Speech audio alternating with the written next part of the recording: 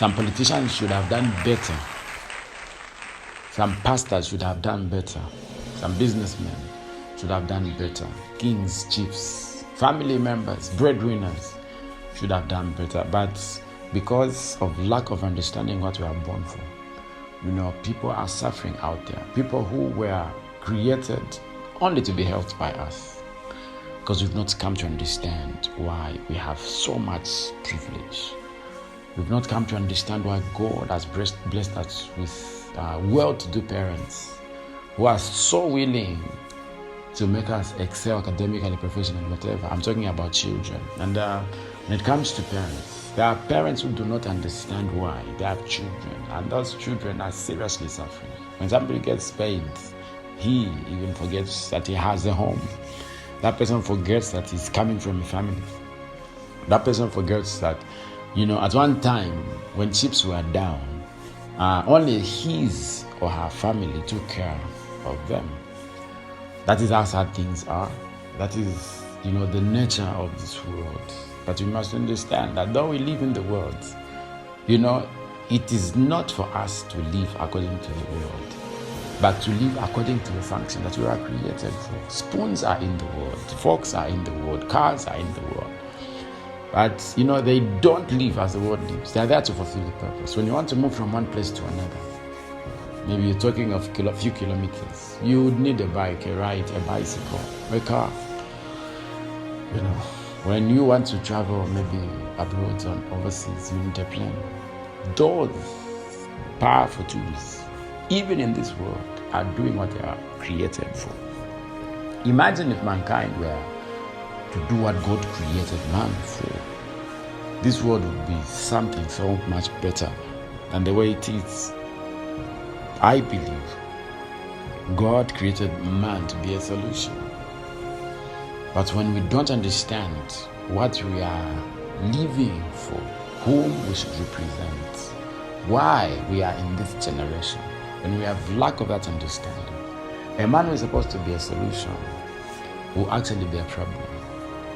Bilateral relations in countries are supposed to make things better.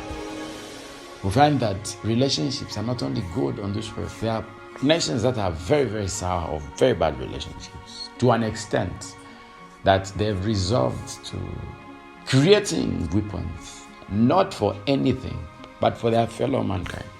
When we misunderstand what we are created for, we become a problem instead of a solution. So, beloved, as I talk to the whole world, I need you to reflect. Think through why we are existing. You may understand that, I was born to be a politician, born to be a footballer or whatever.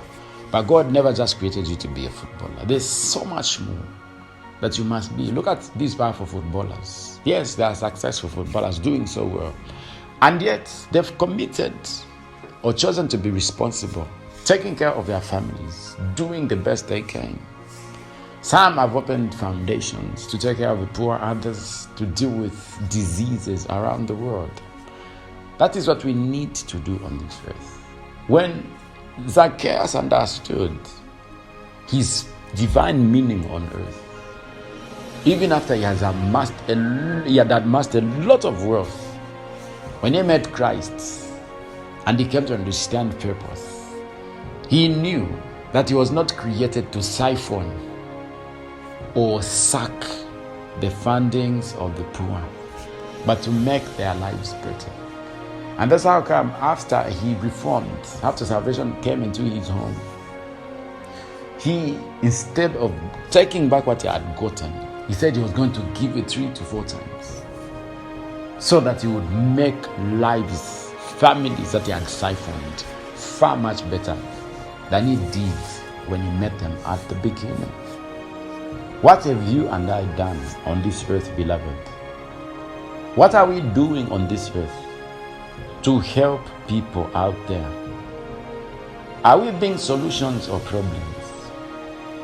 God is looking for solutions, and He has put solutions in you. We are all blessed for a reason for other people. If we choose to be selfish, we choose to forget why we are existing. We become poisonous.